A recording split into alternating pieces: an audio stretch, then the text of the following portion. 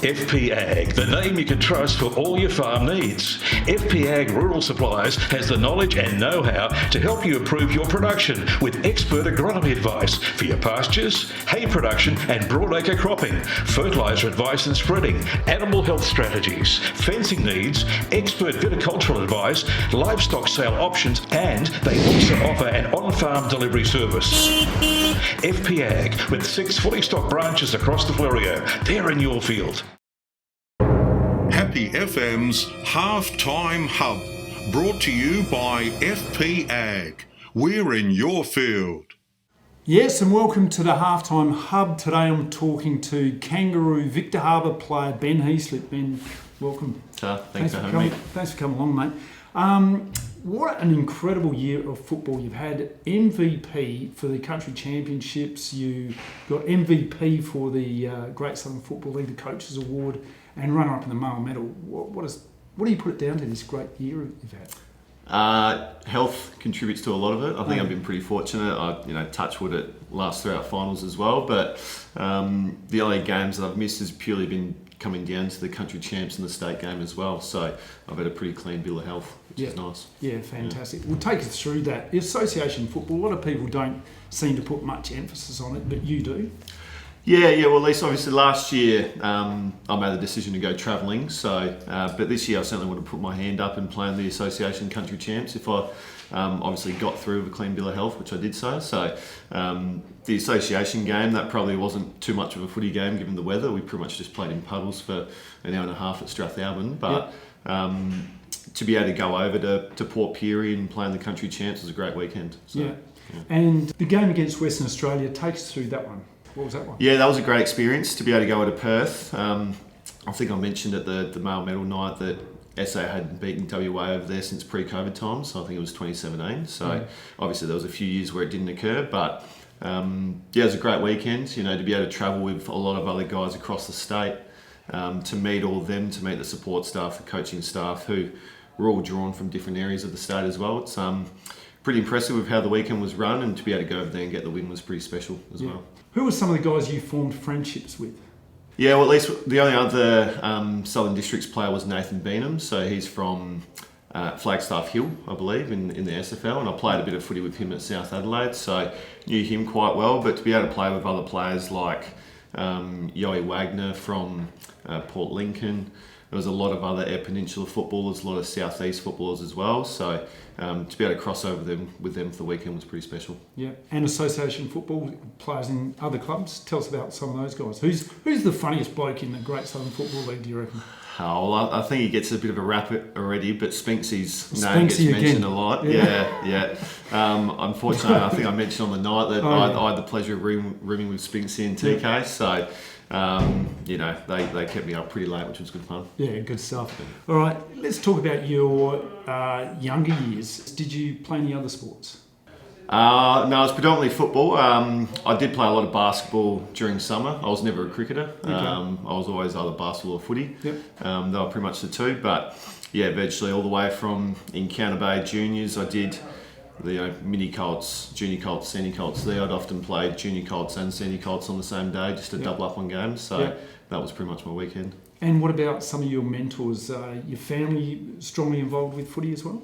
Yeah, absolutely. Mum and Dad, they pretty much gave me every opportunity to play as much footy as I wanted to. Yeah. So they commuted, they did a lot of the commuting for me, drive me up to all the football games, all the development squads for South Adelaide, and then virtually just followed through the development programs from there. You started at Encounter Bay? Yeah, well, interestingly, I only just saw a photo a few weeks ago, which my first ever footy game was actually at Strath. Oh, okay. So we lived at Strath for a year, and my first ever footy photo is me in a Strathalbyn Roosters Wow. Guernsey. So, okay. Yeah, we lived there for a year before we then moved over to Victor Harbor, and that's where I played at Encounter Bay. Right, so Bats couldn't hold on to you there?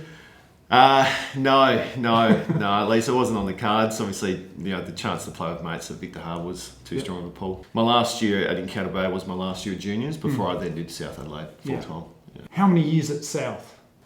Going from the under 16 and 18 programs, if you include those, but it was virtually from when I was in year 7 all the way through to when I was 26 years old. So, but at least with the senior program itself, I think it was about 8 or 9 years in the senior program. Was it the dream to be picked up by the AFL?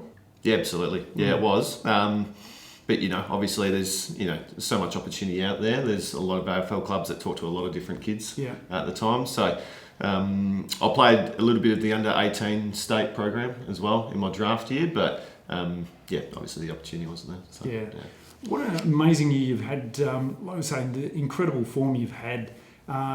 The amazing thing for me, as far as I'm concerned, you didn't get the male medal. You came runner-up. Fantastic. Sam Rennie, great player, obviously. But the reason you probably didn't get it is because of Jaden Kapler. It's his fault, isn't it?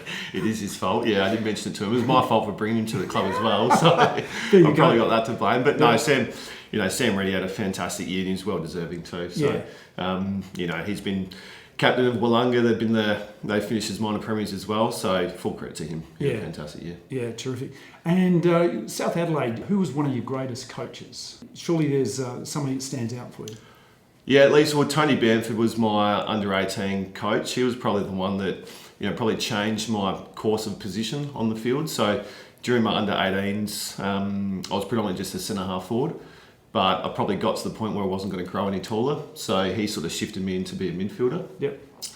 So that was probably the changing point. And then at least from there, after I finished the under-18s, I then went up to the senior program, and that's when, met Brad Gotch.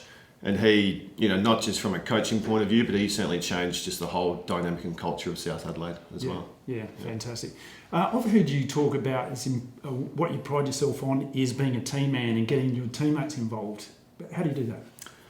Yeah, well, at least being in the middle of the contest is where I like to do my best footy, and usually just being clean with my hands, getting other teammates involved. Usually, I'm not the best runner. I'm not the fastest off foot, so being able to bring in some of those other guys who are better users by foot. Yeah, terrific. Kangaroos, you are in fine form. You've got a massive game of football against Wollonga on the weekend. This is going to be played, half-time. What would be that message at half-time, you reckon, from Damien Cross? Well, at least as long as we get to a good start like we did on the weekend, when you kick straight, it makes footy pretty easy. Yeah. So hopefully if we start like we did, the pressure's up, will probably put us in a pretty good position. Yeah. Wollonga, tough opposition. It could come down to the wire. This is going to be, like I said, be played at half-time. What do you think's happening in your mind right now at half-time? Put yourself there. Putting myself there. Hopefully the ball's not going in their forward 50 too often. We know they've got some pretty sharp shooters with Nobes and Draper. So if we can limit their inside 50 count, that will certainly put us in a pretty good spot. So, hopefully that's the case. Well, let's find out what happens. Can't wait. Thank you very much for your time. This has been the Great Southern Football League live on the radio, 90.1, stream at YouTube, happyfm.org.au. Happy FM's Halftime Hub, brought to you by FP Ag. We're in your field.